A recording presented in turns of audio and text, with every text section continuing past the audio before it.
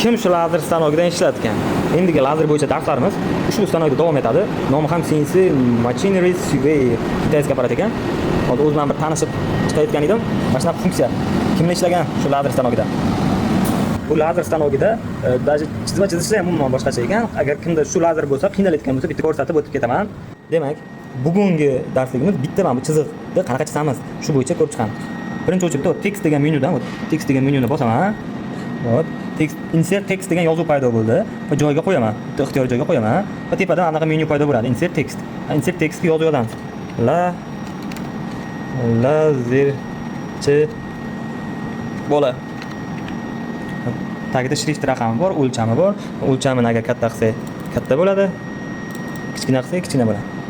Shu bo'yicha keyin tekstni curve qilaman, yozuvni chiziqqa aylantiraman. Aylandi, qaysi chiziqlar ketma-ketligi bor. Birinchi 1, 2 deb ketadi, lazercha bora. Endi bunga 0 olamiz. Hozirgi turgan nuqtamiz. Ko'rasizlar, mana kesilgan nuqta. Mana shu joydan 0 ni olaman, set 0 qilaman. Set record. Hop. Endi shutterni bosib o'chiramiz-da. Ko'radingizmi, shunaqa holatda yana bitta shatter yonib turibdi. Start tugmasini bosamiz.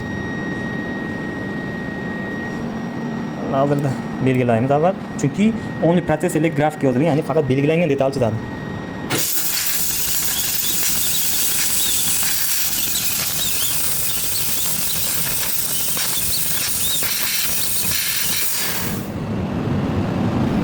Tezligi degan yaxshi ekan.